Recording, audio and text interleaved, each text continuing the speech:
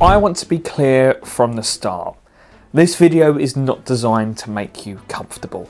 In fact, by the end of this video, I want you to be hovering over the comment section typing something like, actually... ... Today I'm sharing my nerd culture hot takes. They are playful, they are honest, and according to the internet, probably something I shouldn't be talking about. So if you're a nerd and you have opinions, this video might emotionally damage you. You're welcome. Hello there, I'm Chase, a deeply unserious person with extremely serious nerd opinions. If you enjoy pop culture, mild chaos, and someone confidently saying something they probably shouldn't, then you're in the right place. And hey, if I do get cancelled, then at least you can say you were here before it happened. Alrighty, hot take number one. We're starting gentle, like dipping a toe into lava. Number one. Star Trek is not as good as Star Wars. I know. Some of you just sat up a little straighter. Look, this is purely personal, but Star Wars is better than Star Trek. And I know the argument is... they're not even the same thing. Correct, but you are allowed to like one more than the other. And I simply do. I grew up with Star Wars. I remember the exact night I first watched it. It was late, it was on TV, and I asked my mum if I could stay up to watch it. Turns out, she was an absolute Star Wars fan too. So, there I was thinking I'm about to watch something forbidden and cool, and the first Star Wars film I watched is... Attack of the Clones. And you know what? That young version of me loved it, which means statistically I am immune to disappointment. Star Trek, on the other hand, I've tried. I really have. Apart from the newer films with Chris Pine, which I actually enjoy, the rest never grabbed me. And I respect it. I respect the lore, the optimism, the philosophy, but Star Wars, well, it gave me space wizards with laser swords, and I was emotionally locked in from such a young age. This isn't a quality argument. This is childhood imprinting, and I stand by it. Number two, anime ruined Comic-Con. Comic-Con used to feel like, well, comics.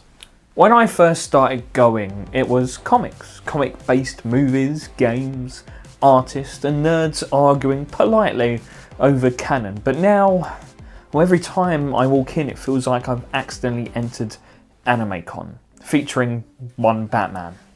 And listen, I'm not saying anime is bad.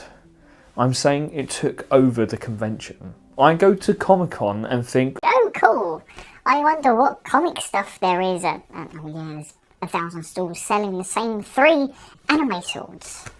It also is my fault because I don't really get anime. Again, I've tried, but my brain just simply refuses to engage. So Comic-Con now feels like 40% anime, 40% Funko Pops, 15% overpriced food, and 5% something I actually came for. I still enjoy it, it's just different. And now I know what you're thinking. No, it's not because I can read your mind, but it's because you are thinking that Comic-Con evolved. And yeah, it does. And I just wish it evolved slightly back towards comics. Number 3, the Doctor Who fandom is unbearable. This one hurts me because I'm one of you. I watch Doctor Who, classic and new Who, every single day. And I'm not exaggerating, it's actually a cry for help. But the fandom, whew, it's exhausting. No matter what happens, a new doctor, a new companion, a new writer, a new logo, even a new bloody font, people are furious immediately. The episode airs and within minutes it's, this ruined the show, this isn't Doctor Who, this would never have happened in my era. And yes, that's because your era of Doctor Who had episodes with sentient paving slabs. Now, criticism isn't always wrong, but it is relentless. Nobody talks about the performances, the fun ideas, the fact that we are still getting new stories. Is it as good as it once was?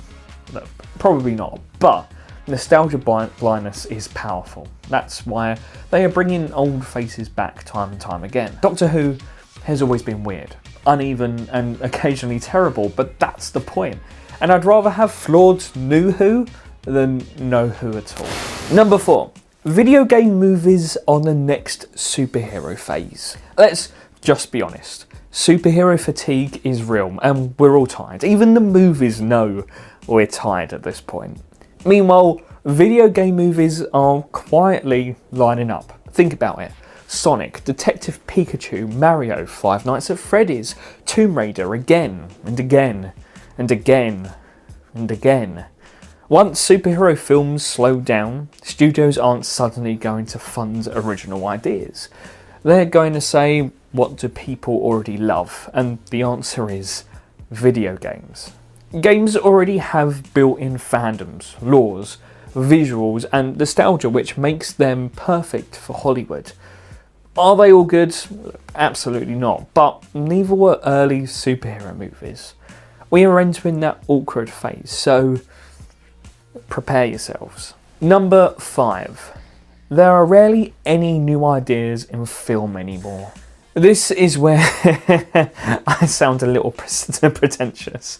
I am very self-aware. Look, I go to the cinema at least once a week. Look, it's expensive and I single-handedly keep popcorn companies alive, but look, we all have our vices. Every week, it's a sequel, it's a prequel, a reboot, a remake, or an adaptation. The only genre consistently taking risks is horror, and ironically, everyone else is terrified of doing something new. As a creative person, that is genuinely sad. I really don't think audiences hate new ideas. I think studios hate risks. And yeah, nostalgia is comfort, but eventually you need something new to become nostalgic about. Otherwise, we're just remixing the same stories forever, which feels really bleak. So those are my nerd culture hot takes, and I stand by them all. If you agree, then you have incredible taste. And if you disagree, then that's fair, but also wrong. Let me know down in the comments which take hurt you the most and what your nerd culture hot takes are too. If you enjoyed this, subscribe. If you didn't, subscribe anyway and agree with me later. See you later. Adios.